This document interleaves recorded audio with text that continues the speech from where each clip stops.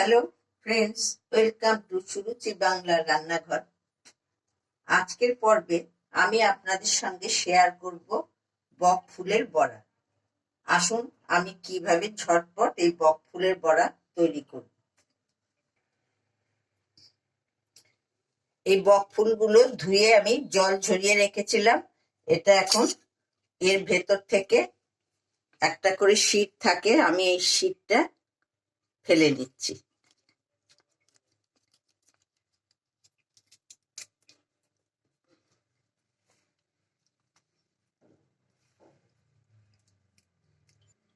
এই শীটটি প্রতিটা থেকে আমি ফেলে নিয়েছি। এবার আমি বক ফুলগুলোতে একটু মশলা ছিটিয়ে ম্যারিনেশন করে নেব।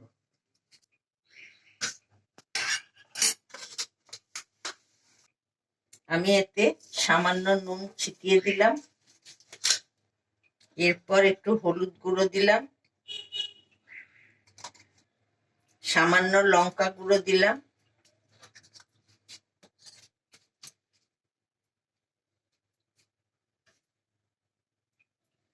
এবার আমি মশলাগুলো দু পিঠে একটু লাগিয়ে নিলাম। এবার আমি এতে বেসন নিচ্ছি, 4 চামচ বেসন নিলাম।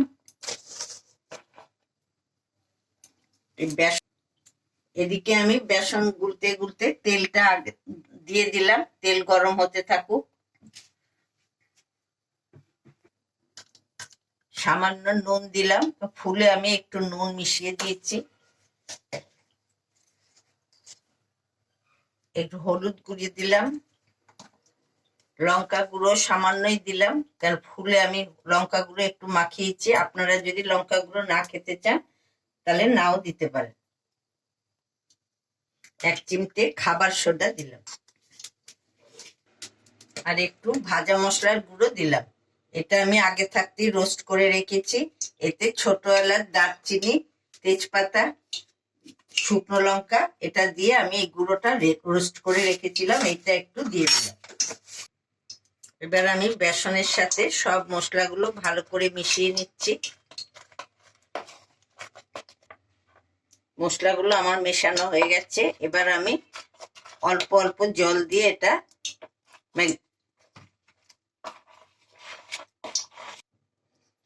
আর একটু জল দিচ্ছি, দিয়ে আমি এটা মেখে নিচ্ছি। এবার আমি এতে 1 চামচ হাফ চাল গুঁড়ি করে রেখেছিলাম, সেই চাল গুঁড়ি দিয়ে দিলাম। গোলাটা আমি রেডি হয়ে গেছে।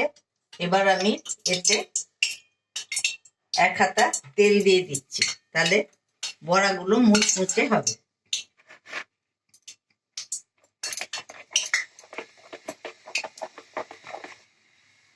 এই ব্যাটারটা এরকম খুব পাতলাও করবেন না, আবার খুব ঘনও করবেন না, ব্যাটারটা এরকম করে গুলে নেবেন। এবার আমি ফুলগুলো একটা একটা করে ডিপ ফ্রাই করে নেব। আমি ডাটিগুলো ফেললাম না, ডাটিগুলো থাকলে এটা দিতে সুবিধা হবে, এই জন্য ডাটি শুদ্ধ ধরে দিয়ে দিচ্ছি।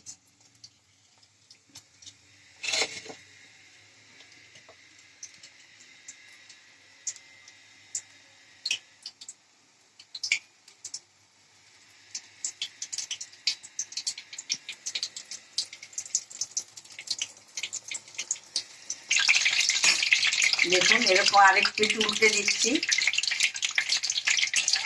এটা ব্রাউন কালার হলে মনে করবেন বড়ার ভাজাটা ঠিক মতো হয়েছে।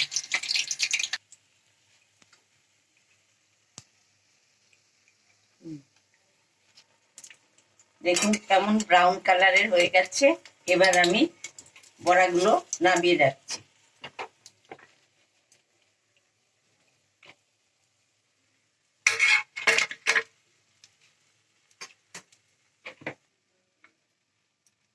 এইভাবে আমি আর বাকিগুলো একটা একটা করে আবার আমি ভেজে নিচ্ছি।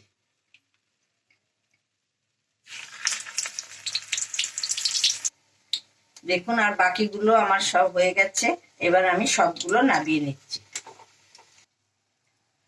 দেখুন বক ফুলের বড়া আমার রেডি হয়ে গেছে। এই